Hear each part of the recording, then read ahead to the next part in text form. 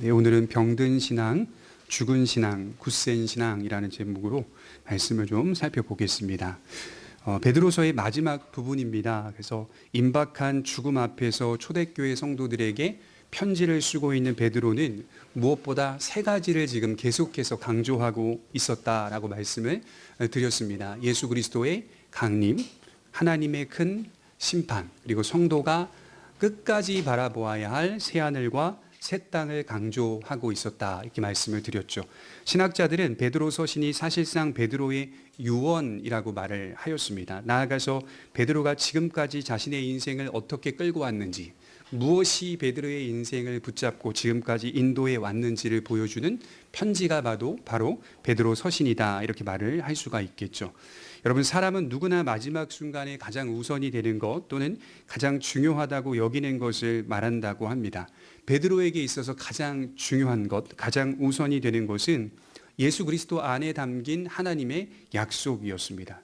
그의 인생을 지금까지 이끌어온 것은 그의 부지런함도 아니고 그의 남다른 재능도 아니요, 그의 남다른 치열한 복음 전파도 아니었습니다. 그가 말하는 건 오직 예수 그리스도 안에 담겨 있는 하나님의 약속이 자신의 인생을 승리로 이끌었다는 사실을 말하고 있는 것이고, 이것은 진실하게 믿는 모든 자들에게도 동일하게 나타나는 승리라고 말을 하고 있는 것이죠. 그래서 디모데후서 4장 7절에 보면 바울도 이와 비슷한 고백을 하는데, 나는 선한 싸움을 싸우고 나의 달려갈 길을 마치고 믿음을 지켰으니 이제 후로는 나를 위하여 의의 면류관이 예비되었으므로 주 곧 의로우신 재판장이 그날에 내게 주실 것이며 내게만 아니라 주의 나타나심을 사모하는 모든 자에게도니라. 저는 이 말씀을 읽을 때마다 크게 위로를 받는 이유가 뭐냐면, 바울이 자신에게 주어질 면류관과 상급이 있을 것이라는 것을 분명히 고백하면서도 동시에 같이 강조하는 것이 있는데, 그게 뭐냐면 내게만 아니라 라고 하는 말씀입니다. 나에게만 주시는 게 아니다 라고 하는 것이죠. 내게만 아니라 나와 같이 하나님의 약속을 인내로 이루어갔던 모든 성도들에게 나타나는 이다 라고 하는 바울의 고백을 확인할 수가 있습니다. 저마다 다른 인생의 정황 속에 놓여 있지만 믿음을 가진 성도들은 사도신경에서 말하고 있는 바와 같이 성도가 서로 교통하는 것과 서로가 예수 그리스도 안에 영적으로 묶여 있기 때문에 살아가고 있는 형편과 상황, 즉 정황은 다르지만 모두가 지금 사실상 같은 길을 걸어가고 있다는 사실을 잊지 말라, 이렇게 말씀을 하는 것이죠. 그래서 우리가 먼저 살펴볼 것은, 첫째로 우리는 항상 주 앞에서 평가를 받고 있다라고 하는 것입니다. 우리 14절을 한번 보겠습니다. 14절에 보면, 그러므로 사랑하는 자들아 너희가 이것을 바라보나니 주 앞에서 점도 없고 흠도 없이 평강 가운데서 나타나기를 힘쓰라. 어떤 문장이 눈에 들어옵니까? 제가 볼 때에는 주 앞에서 점도 없고 흠도 없이라는 단어가 눈에 들어옵니다. 신자의 삶은 세상 앞에서 또는 세상에서 평가받는 삶도 아니고 사람들에게 주로 평가받는 삶도 아닙니다. 사람들은 주로 이제 모든 사람들을 평가하며 살죠. 세상도 역시 평가하며 살죠. 얼마나 많이 벌었는가, 얼마나 많이 배웠는가, 얼마나 좋은 환경에 놓여 있는가, 이 모든 것들이 전부 세상에서 평가를 받고 있다는 것이죠. 성도들 가운데서도 신앙생활을 하면서 여전히 세상에서 평가받기를 좋아하는 사람들이 있습니다. 이것은 대단히 잘못된 신앙이라고 볼 수가 있겠죠. 제가 오래전에 이제 목사님들과 대화하다가 들은 이야기가 있어요. 어느 교회는 지금도 이런 경향이 있다고 해요. 자녀가 어느 기준의 대학을 가지 못하면 창피해서 가족들이 전체 다 교회를 옮기는 일들이 일어난다고 합니다. 거의 이제 수도권에 있는 교회이겠죠. 도대체 여러분, 무엇이 창피해서 그 수십 년, 수년 동안 다녔던 교회를 자녀가 입시에 실패했다고 해서 옮기는 것일까요? 온통 모든 시선이 세상에 놓여 있기 때문에 그렇게 행동을 하는 겁니다. 거기서 평가받는 것이 가장 귀하다고 여기는 것이 신앙생활을 하는 성도의 모습이다라고 한다면 그것은 옳지 않은 것이겠죠. 베드로는 지금 너희는 주 앞에서 이렇게 고백을 하고 있어요. 신자의 인생은 사실 간단합니다. 주 앞에서입니다. 주 앞에서만 평가를 받는다는 말은 다른 의미도 우리가 끌어올 수가 있는데 주님만이 주실 수 있다라는 뜻입니다. 우리 인생을 주님만이 구원해 줄 수 있으며 주님만이 참된 구원을 만들어낼 수 있다는 뜻입니다. 세상에서 발견되지 않는 것이 주님에게서만 있다. 세상이 줄 수 없는 것이 예수님에게서는 주어진다. 이런 뜻도 대신 되는 거겠죠. 신자라면 예수님에게서 찾아야 한다는 말도 되는 겁니다. 다른 데서 찾지 말고 주님에게서 가장 좋은 것을 찾으려고 애써야 합니다. 우물이 두 개가 있어요. 한 우물은 누가 봐도 상당히 멋진 우물입니다. 그러나 수질은 매우 나빠요. 그러면 여러분 먹어서는 안 되는 거죠. 다른 한 우물은 상당히 초라해 보이지만 수질은 매우 깨끗해요. 어떤 물보다도 깨끗하고 건강에 좋습니다. 당연히 그 물을 먹어야죠. 그리고 그 우물로 가야만 합니다. 아주 오래전에 제가 강원도 평창에 갔을 때 월정사라고 하는 오래된 절이 있었어요. 목사님들과 함께 산책하려고 그 안에 들어가서 이렇게 한 바퀴 도는데요. 우물이 하나 있더라고요. 우물을 보니까 거미줄도 쳐져 있고 관리도 좀 안 돼 있는 것 같고 지저분하고 뭐 풀도 많이 자라 있고 거기에 그 우물 위에 이렇게 바가지가 하나 이렇게 놓여져 있는데요. 그 옆에 작은 안내 표시가 되어 있더라고요. 수질에 대한 표시인데 엄청 깨끗한 겁니다. 겉으로 볼 때에는 굉장히 지저분해 보이는 우물인데요. 그 물의 수질은 상당히 깨끗해서요. 누구나 가서 먹을 수 있는, 먹어보니까 달아요, 물이. 엄청 맛있고 달아요. 누가 그 겉으로 볼 때 지저분해 보이는 우물을 가겠습니까? 그러나 우물의 정의는, 우물의 평가는 우물이 담고 있는 물의 수질입니다. 그것이 가장 건강하고 깨끗하다면 사람들은 그리로 몰려가는 것이죠. 상당수의 연약한 신자들은 오늘도 세상에서 겉만 보고 달려가며 겉만 보고 판단합니다. 자기 눈에 좋아 보이는 우물로 향합니다. 마실수록 건강에 좋지 않습니다. 세상이 우리를 미혹합니다. 거기에 우리의 죄성 또한 한몫을 하고 있습니다. 그러나 참된 그리스도인은 정신을 차리고 모든 것이 주님 앞에서 평가를 받는다는 것과 주님만이 그것을 주실 수 있다는 것을 믿으며 달려갑니다. 좀 더 깊이 생각해 보면 결국 성도가 살아내는 길이란 세상의 방법하고는 다른 길로 간다, 이렇게 말씀을 드릴 수가 있겠죠. 우리는 끊임없이 타협하려고 하지만 결국 주님이 원하시는 방법과 그 길을 선택해야만 합니다. 그렇지 않고서는 우리의 신앙 양심이 우리를 괴롭힙니다. 밤마다 우리의 신앙 양심은 우리를 괴롭힙니다. 만일 신앙의 양심조차 없다면 그것은 오늘 제목처럼 병들었거나 병든 신앙이라거나 아니면 죽은 신앙이라고 말할 수가 있습니다. 자기를 점검해야 한다, 이렇게 지금 말씀을 드리는 거예요. 그럼 어떻게 점검해야 할까요? 끊임없이 확인하는 방법밖에는 없습니다. 내가 예수 그리스도와 묶여 있는가? 내 삶이 예수 그리스도와 동행하며 살고 있는가? 간단하죠. 내 마음에 예수님을 주로 모시고 있는가? 내가 내 인생의 주인이 아니라 예수님이 내 인생의 주인으로 모시고 살아가고 있는가? 이게 가장 중요한 방법입니다. 그래서 우리 인생은 사실상 확인하며 살아가는 과정이기도 합니다. 그리스도의 요구 앞에서 사는 자신을 확인하는 겁니다. 이전에는 내가 내 인생의 주인이었다면 이제는 내가 아니요 그리스도께서 내 인생의 주인이라는 사실을 확인하는 겁니다. 여러분, 사실은요, 우리는 누구의 말도 들어서는 안 되는 사람인 거예요. 예수를 믿는 순간 우리에게 명령하시는 분은 오직 한 분입니다. 사람이 아니에요. 오직 그리스도의 말씀뿐이에요.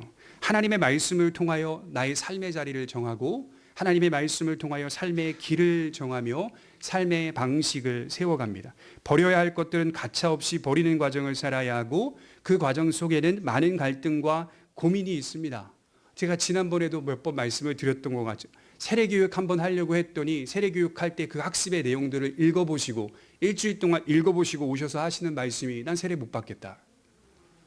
왜 그렇습니까? 이런 것들을 다 지켜야 한다면 난 세례 못 받겠다. 그리고 내 삶을, 이런 삶의 모습들을 정리해야 한다면 난 세례 못 받겠다. 그것이 어떻게 보면 한편으로는 양심이 있는 모습이기도 하지만 한편으로는 그리스도 안으로 들어오지를 못하는 겁니다. 그러니까 얼마나 안타까워요. 고민해 보시고 내년에 다시 물어보겠습니다. 그렇기 때문에 믿음의 자리가 있는 겁니다. 보이지 않는 것을 보는 것과 같이 믿고 따르는 것이 믿음입니다. 우리가 받을 축복이 궁극적으로는 미래에 점철되어 있다는 사실을 믿음으로 매일매일 보고 있기 때문에 우리는 그 길로 갈 수밖에 없습니다. 14절에 오해가 생길 수 있는 대목이 있는데 주 앞에서 평가를 받는다라고 말하면서 이렇게 기록하고 있어요. 점도 흠도 없이라고 말씀을 합니다. 어떤 느낌을 줍니까? 마치 완벽한 인간이 되라. 완벽한 인간의 인상을 줍니다. 생각해 보십시오. 아무리 진실하게 믿음으로 살아도요, 인간은 완벽할 수가 없는 겁니다. 그럼 성경 말씀이 틀렸을까? 그런 의미는 아닙니다. 점도 없고 흠도 없는 삶이란 있을 수가 없습니다. 기본적으로 우리 이 마음을 가지고 있어야 돼요. 그래서 우리는 이 말씀을 어떻게 이해해야 할까요? 먼저는 이 말씀은 객관적인 어떤 상태를 뜻하는 거예요. 베드로전서 1장 19절 한번 찾아보겠습니다.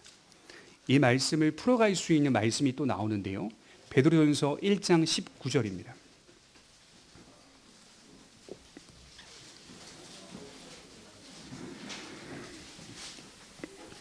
지나온 말씀이죠. 베드로전서 1장 19절 같이 읽겠습니다. 시작.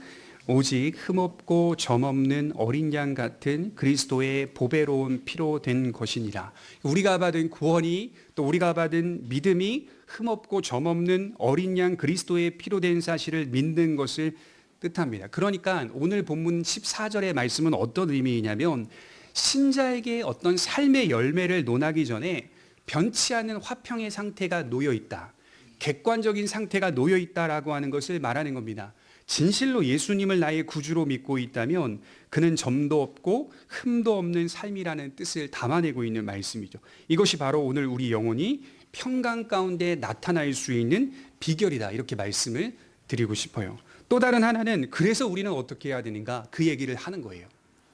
우리가 어떤 객관적인 상태, 우리가 하나님과의 화평의 상태를 누리고 있는데, 누리는 것으로 만족하는 것이 아니라 우리는 어린 양을 본받는다, 이 얘기를 하는 겁니다. 그게 평강 가운데 나타나기를 힘쓰라라고 하는 말의 의미인 것이죠. 저와 여러분들이 본받아야 할 분은 예수 그리스도입니다. 다른 무엇이 될 수가 없습니다. 그러니까 요즘은 제가 마음이 안타까운 게, 돌아가신 목사님들도 막 유튜브에 많이 나와요. 너무 많이 나와요. 무슨 기념일에 또 어떤 목사님 돌아가신 날을 기념일로 정해가지고 또 계속 또 그런 행사들을 하고, 그런 것들이 저는 개인적으로는 한편으로는 존경할 부분들은 존경해야 하지만 한편으로는 왜 그래야만 하는가, 이런 좀 아쉬움이 있어요. 우리가 닮아가야 하고 우리가 바라봐야 할 목적과 목표는 오직 한 분, 어린 양 예수 그리스도이죠.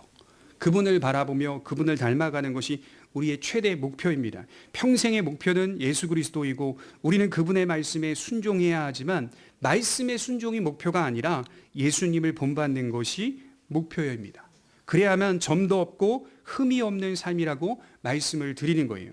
두 번째로 우리가 생각해 볼 것은, 우리의 삶이 구원이 될 줄로 믿으라, 이렇게 말씀을 하고 있어요. 우리 15절에 보면, 본문 15절 같이 읽겠습니다. 시작. 또 우리 주의 오래 참으심이 구원이 될 줄로 여기라.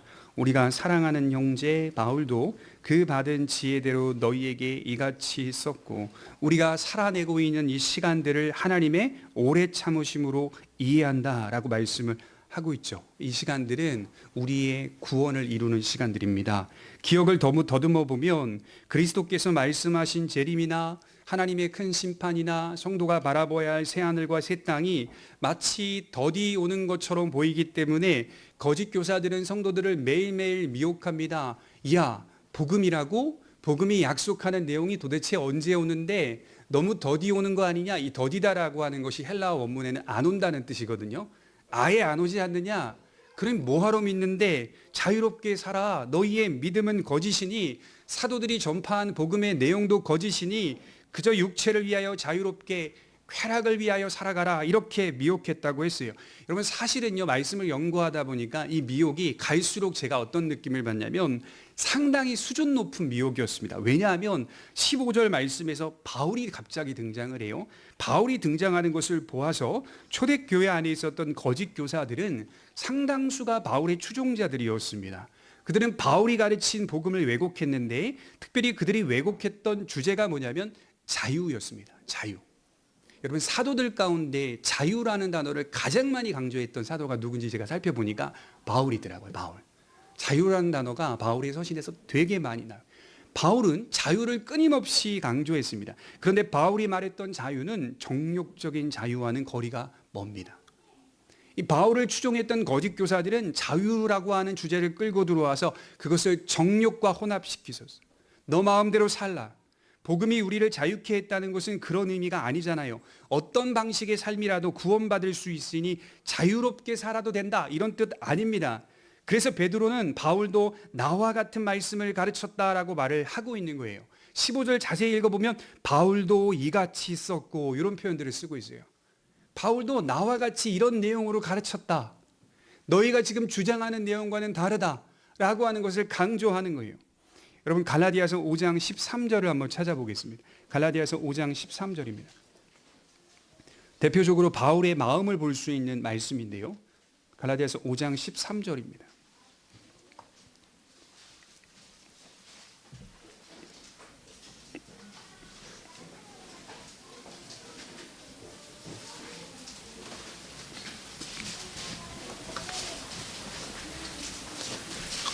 같이 읽어보겠습니다. 시작. 형제들아 너희가 자유를 위하여 부르심을 입었으나 그러나 그 자유로 육체의 기회를 삼지 말고 오직 사랑으로 서로 종노릇하라. 그리스도에게서 받은 자유가 세상에서 누리는 자유와는 상당히 거리가 멀다라고 분명히 말하고 있죠. 왜냐하면 우리가 받은 참된 자유가 무엇으로 삼아서는 안 됩니까? 육체의 기회로 삼아서는 안 되는 자유라고 분명하게 명시하고 있어요. 그리스도의 복음을 따라 사랑하는 자유라 이렇게 표현을 합니다. 또한 바울도 종말론적인 약속을 가르치는 본문들이 많이 나와요. 어떤 내용입니까? 바울이 말하는 새하늘과 새 땅이 기록되어 있고요. 바울이 말하는 하나님의 나라가 기록되어 있고요. 바울이 말하는 사랑의 아들의 나라, 예수 그리스도의 나라가 반복적으로 기록이 되어 있습니다. 비록 시간이 더디 오는 것처럼 느껴진다 해도 그날은 반드시 올 것이고 그날은 불시에 올 것이며 그날은 장엄하게 올 것이라고 바울도 베드로와 동일하게 가르쳤다라고 말씀을 하고 있는 것이죠. 특별히 우리는 주의 날이 더디 오는 것을 어떻게 이해해야 할까요? 하나님께서 오래 참으셔서 우리를 구원하신다는 것으로 이해합니다. 불신자들에게는 지금의 시간들이 구원받을 수 있는 좋은 기회이죠. 주의 날이 지금 임하지 않는다는 것은 믿지 않는 자들에게는 구원받을 수 있는 좋은 기회의 시간입니다. 그러나 성도에게는 주의 날이 더디 오는 것이 나의 구원을 이루는 시간들입니다. 계속 우리의 구원을 이루어가는 시간으로 다가와 있어요. 이 과정을 통과하면서 우리는 어떤 사람이 될까요? 성숙한 사람이 됩니다. 거룩한 사람이 되어가는 겁니다. 이것은 하나님의 섭리 가운데 일어나는 일이죠. 빌립보서 2장 12절에 보면 그러므로 나의 사랑하는 자들아 너희가 나 있을 때뿐 아니라 더욱 지금 나 없을 때에도 항상 복종하여 두렵고 떨림으로 너희 구원을 이루라. 매일매일이 종말이라고 했죠. 제가 신자에겐 매일매일이 종말이라. 어떻게 살아야 하는가? 두렵고 떨림으로 우리의 구원을 이루며 살아간다. 우리는 시간을 이렇게 쓰는 사람이죠. 우리의 구원을 이루어가는 과정으로 믿습니다. 베드로는 구원이 될 줄로 여기라라고 말씀을 하고 있어요. 바울도 구원을 이루라라고 말씀을 하고 있어요. 특히 우리가 기억해야 할 것은 하나님의 관심사입니다. 오해하시면 안 돼요. 하나님의 자녀가 되었다고 해서요. 내가 관심을 갖고 있는 것을 하나님도 관심을 갖고 있다라고 생각하시면 안 돼요. 하나님의 관심사는 우리의 구원입니다. 구원이라고요. 큰 틀에서 우리를 구원하시는 관심사를 갖고 우리 영혼을 이끌어가는 겁니다. 그래서 여호와는 나의 목자시니라는 표현을 쓰고 있어요. 목자는요, 객관적인 판단이 있는 사람들을 목자라고 해요. 양이 원하는 대로 끌고 가지 않는 것이 목자입니다.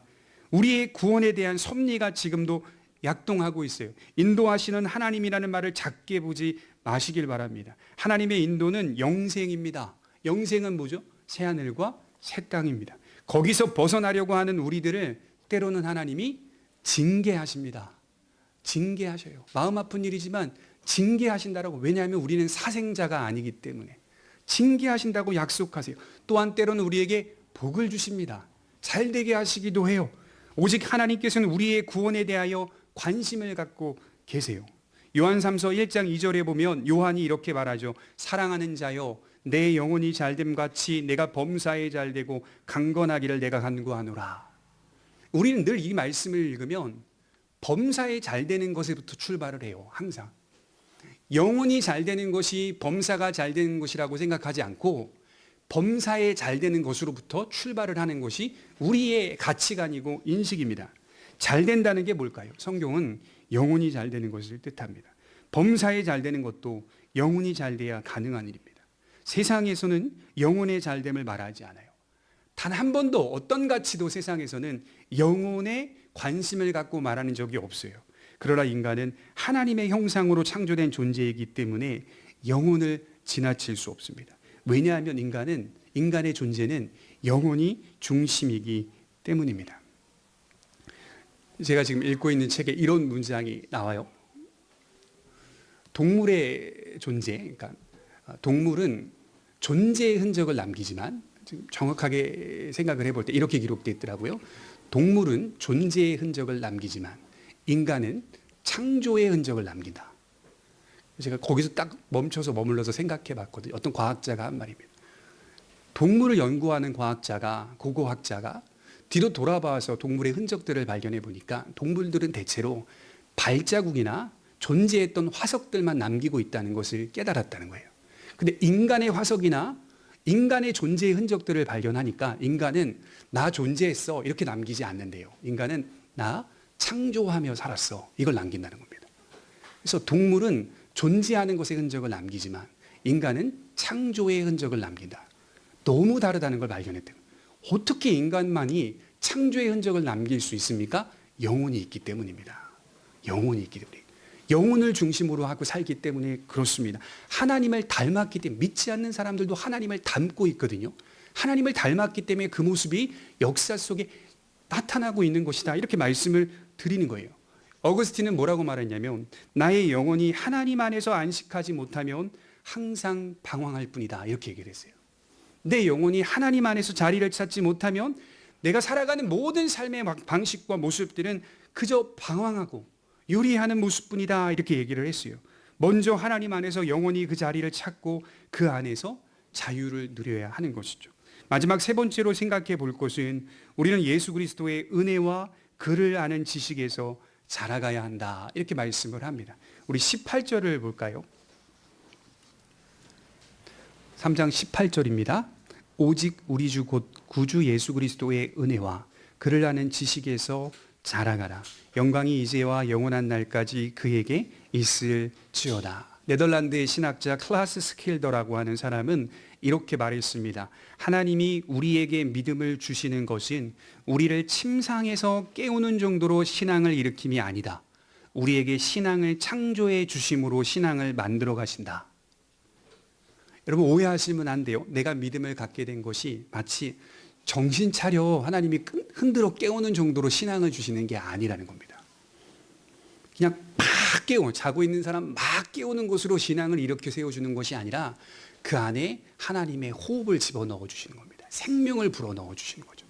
신앙을 그의 영혼에 창조해 주심으로 신앙 안에서 살게끔 만들어 가시는 하나님의 역사가 더욱 근본적으로 나타나는 겁니다. 깨우는 정도가 아니라는 거예요. 하나님이 주시는 신앙은 우리 영혼에 생명을 불어넣습니다. 그 생명을 받은 자들은요, 결국은 방황하여도 생명 안으로 다시 들어오는 것을 굉장히 많이 발견하고 목격한 적이 있어요. 그리고 그 생명 안에서 자라가게 하십니다. 그래서 성도는 항상 자라가는 중입니다. 그러니까 저와 여러분들은 이 자리에 자라가는 중이에요.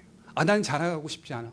이렇게 믿는 게 좋아. 이렇게 말을 해도요, 그 사람의 영혼은 교회에 나와 말씀을 듣는 이상 자라가는 중입니다. 머물러 있는 경우가 없습니다. 왜 그런지 아세요? 생명이 있기 때문에 신앙의 양심이 약동하거든요. 말씀을 통하여 한 주가 보이거든요. 그리고 말씀 속에서 내 생각들이 드러나거든요. 아이가 언제나 아이로 머물러 있다면 키우는 부모는 결코 좋아하지 않아요. 저도 젊은 부모니까 젊은 부모님들과 함께 대화하면 그렇게 말을 많이 해요. 언제 이렇게 컸냐? 너무 예쁜데 5살에 계속 머물러 있었으면 좋겠다. 아쉽다. 이렇게 빨리 커서 이렇게 징그러운 중학생이 되고 징그러운 초등학교 6학년이 되고 너무 아쉽다라고 말하면서 그 예전에 예뻤던 모습이 빨리 지나간 거에서 아쉬움을 갖고 있습니다. 정말 그럴까요? 예, 정말 그렇죠. 그냥 반은 그렇습니다. 자라야죠. 그죠? 그 이쁘다고 해서 5살에 계속 머물러 있으면 어떤 부모가 좋아하겠습니까? 마음속으로 나도 좀 자유로워지고 싶다. 얼른 커라. 그리고 얼른 커서 나가라. 부모의 마음이 같이 공존하는 거 아니겠어요? 계속 아이로 머물러 있다면 어떤 부모도 좋아하지 않아요. 아이는 자라갑니다. 자라가는 모습을 보며 부모는 보람을 느끼죠. 그때 가치와 의미를 느낍니다. 하나님께서 우리에게 주신 신앙도 어린아이와 같이 설 수가 없는 거예요. 한 발은 세상에, 한 발은 말씀에 둘 수 없다는 겁니다. 참된 생명은 그의 은혜와 그를 아는 지식에서 자라갑니다. 우리는 어떻게 자랄까요? 토대가 있죠. 은혜로 자라가는 사람, 은혜에 강한 사람, 은혜를 통하여 자라가는 자다, 이렇게 표현하고 있어요. 은혜는 우리 안에 깃든 생명을 뜻하는 것이고 이 생명은 여전히 약동하고 있습니다. 그리스도를 아는 지식의 수준이 높아진다는 말이 아니에요. 지식으로만 올라간다는 뜻도 아니에요. 우리 장로교 신자들이 역사 속에서 많이 욕먹었던 것이 이거예요. 지식만 올라가는 성도들 아니냐 너희들은. 종교개혁 시대 이후에 장로교가 스코틀랜드에서 창립되어지고 거기서 장로교 신자들이 계속 나오면서 많은 사람들이 손가락질했던 것이 너희는 그리스도를 아는 지식으로만 수준이 높아진 자들이 아니냐, 이렇게 비난을 많이 받았거든요. 우리는 그런 사람 아니라. 우리가 올라간다, 성숙한다는 말이 뭘까요? 그와 접촉하는 삶을 산다는 뜻입니다. 저희 대학원을 설립할 때 박윤선 박사님의 책에 보니까 여기 이 대목을 이렇게 말했어요. 예수님을 마치 제3자 대하듯이 말하지 않는다. 자, 내가 믿고 있는 예수님을 누군가에게 말하는데 마치 직접 관계가 없는 사람인 것처럼 말하고 있어요. 그런 분 같아. 내가 믿는 내용이 그런 것 같아. 난 그렇게 믿고 있는 것 같아. 마치 직접 관계가 없는 사람인 것처럼 믿음을 가지고 있어요. 주님은 나에게 있어서 어떤 분입니까? 만남을 가진 분입니다. 정말 만남을 가진 분. 그래서 다른 사람들에게 논리적으로는 잘 말할 수 없어요. 그렇잖아요. 우리 마음이 정말 확실한 건데 말을 할 때 논리가 안 나갈 때가 얼마나 많은지 몰라요. 그러면 뭐가 나오죠? 감정이 나가죠. 와, 막 안 되니까 감정이 나가요. 나중에는 이게 논리가 안 되니까 그냥 믿어봐. 믿으면 좋은 거야. 믿어봐. 일단 나와봐. 이렇게 가는 거거든요. 진짜 나와 관계가 있기 때문에, 직접적으로 내가 만난 분이기 때문에, 이게 뭐라고 설명은 안 되지만 진짜이기 때문에 설명하는 거거든요. 말하는 거거든요. 주님을 제3자 대하듯이 말하지 않습니다. 나는 만났다. 이렇게 살아있는 신앙으로 성장해 가는 겁니다. 그리스도께서 나에게 주신 구원, 그 구원이 주는 유익을 내 삶 가운데 날마다 확인하는 거죠. 자신의 것으로 삼으라. 그리고 더욱 주님을 사랑하라. 그래서 저도 신부이고 여러분들도 신부입니다. 우리에게는 신랑이 오직 예수님밖에 없다라고 성경은 말씀하고 있어요. 성장할 수 있는 유일한 방법은 하나님의 말씀뿐입니다. 말씀을 통하여 그리스도와 이런 관계를 발전시켜 갑니다. 하나님의 말씀을 바르게 이해하며 그것을 믿고 붙잡으며 살아갑니다. 그런데 여러분, 반면에 그렇지 못한 자들도 오늘 본문에 기록되어 있어요. 본문에서는 16절에 보면 무식한 자들, 굳세지 못한 자들로 묘사되고 있습니다. 우리 같이 한번 읽어보도록 하겠습니다. 16절, 17절입니다. 시작. 또 그 모든 편지에도 이런 일에 관하여 말하였으되 그 중에 알기 어려운 것이 더러 있으니 무식한 자들과 굳세지 못한 자들이 다른 성경과 같이 그것도 억지로 풀다가 스스로 멸망에 이르느니라. 그러므로 사랑하는 자들아, 너희가 이것을 미리 알았은즉 무법한 자들의 미혹에 이끌려 너희가 굳센 데서 떨어질까 삼가라. 이들이 어떤 자들이라고요? 아주 잘 표현해 됐어요. 무식한 자들, 또 굳세지 못한 자들. 이 무식하다, 굳세지 못하다라고 하는 단어를 다시 하나로 압축해서 종합해 놨는데 17절에 이들은 사실상 무법한 자들이다, 이렇게 표현하고 있어요. 법이 없는 자들, 기준이 없는 자들, 원칙이 없는 자들. 우리 신앙생활이 그렇잖아요. 결국 원칙이 나를 지키고 원칙이 나를 붙들어 가는데 기준이 없어요. 원칙이 없어요. 무슨 일이 벌어지냐면 여러 가지 기준을 놓게 됩니다. 내 원칙이 하나님의 말씀에 분명하다면 다른 것은 기준을 둘 수가 없죠. 원칙을 둘 수가 없죠. 그러나 하나님의 말씀도 모호하고 세상도 모호하다라고 하면 원칙은 많아지는 겁니다. 기준도 많아지는 겁니다. 이들은 무법한 자들이에요. 법이 없어요. 기준이 없어요. 무엇을 지켜야 할지도 몰라요. 특징은 뭐냐면 성경을 읽었다는 거죠. 이들은 성경을 알고 있는 사람들입니다. 성경을 읽고 있었던, 문제는 뭐냐면 성경을 왜곡합니다. 왜곡된 가르침만 있는 것이 아니라 왜곡된 삶이 있습니다. 당시 초대교회 안에 있었던 이런 사람들은 성경을 다 읽고 있었어요. 그러나 성경을 왜곡하며 읽고 있었어요. 왜곡하다는 것은 그들의 정욕대로 읽었다는 뜻입니다. 제대로 이해하지 못했다는 거예요. 나아가 그들의 정욕을 정당화하기 위해서 성경을 사용했다는 말도 됩니다. 정당화하려고 성경을 사용해요. 나 이렇게 산 것이 누군가에게 비난받을까 봐 막 정당화해요. 보니까 이혼 전문 변호사가 나와가지고 방송에서 이야기하는 걸 들어보니까 결국은 남편이 그렇게 잘못을 해가지고 일이 벌어졌는데 남편에게 찾아가서 이 일에 대한 결과를 이야기를 하니까 오히려 화를 치더래요. 대체로 잘못한 사람들이 화를 내더래요. 사랑했을 뿐이야 이렇게 얘기를 한다는 거예요.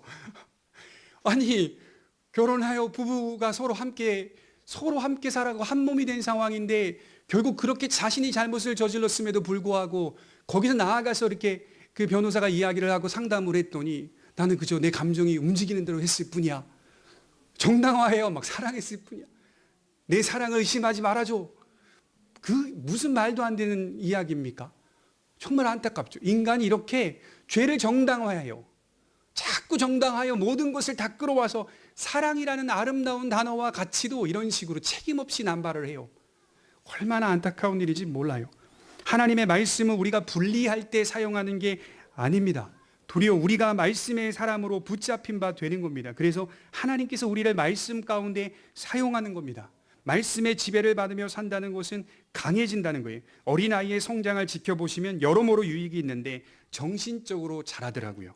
그리고 육체적으로 자라더라고요. 육체적으로 힘이 세져요. 마음의 힘과 육체의 힘이 동시에 자라갑니다. 믿음이 자란다는 것이 이와 같은 것 같아요. 이런 미혹의 환경 가운데서도 흔들리지 않는 힘을 가진다는 말입니다.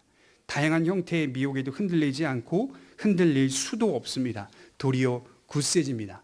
미혹의 환경 때문에 도리어 굳세집니다. 속지 않고 굳세지는 것으로 발전시켜 나갑니다. 이론적으로도 강해지고 그리스도를 아는 지식, 이론적으로도 풍성해지고 강해지고 그리고 인격적으로도 강해집니다. 내 신앙이 세상 앞에서 맞구나. 그리스도만이 참된 것을 주실 수 있는 분이구나. 평강 예수 안에서 찾는 것이구나. 예수를 찾자. 인격적으로도 그와 접촉하며 삽니다. 이것이 신자가 은혜를 토대로 자라간다라고 하는 말씀입니다. 또 우리는 어떻게 자랍니까? 말씀을 행함으로 성장해 갑니다. 요한복음 14장 21절에 보면 나의 계명을 지키는 자라야 나를 사랑하는 자니. 성도는 말씀을 올바르게 이해하는 것으로 끝나지 않고 행합니다. 제가 읽고 있는 또 다른 신학책을 보니까 이렇게 재밌게 표현되어 있어요. 하루 순종이 어렵다. 여러분 어떻게 생각하세요? 전 너무 공감했거든요. 하루 순종이 어렵다.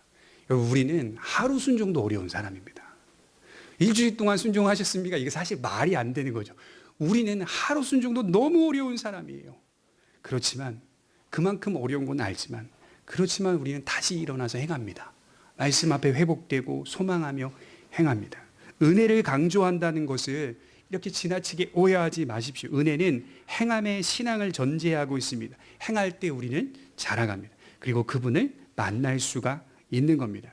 종합하여 바울도 비슷한 말을 했어요. 에베소서 4장 13절에 보면 우리가 다 하나님의 아들을 믿는 것과 아는 일에 하나가 되어 온전한 사람을 이루어 그리스도의 장성한 분량이 충만한 데까지 이르리니. 아들을 믿는 것과 아들을 아는 일이 하나가 되는 것. 이게 견고한 신앙의 특징이죠. 아는 것과 믿는 것이 하나가 되어서 어디까지 갑니까? 장성한 분량이 충만한 데까지 이른다. 무슨 말이냐면 믿음의 컵이 있잖아요. 이 와인컵이라고 하면 와인 글라스가 있으면 믿음의 컵은요. 우리가 하나님의 나라 가는 날까지 충만한 상태에 이르지 못합니다. 그래서 충만한 분량까지 이른다라는 표현은 계속 간다는 뜻입니다. 한 번도 가득 찬 적이 없다는 거예요. 우리의 신앙의 모습은 은혜 안에서 계속 자라가게끔 하나님께서 설계해 놓으셨다라고 말씀을 하는 겁니다. 장성하지 않으면 어떻습니까?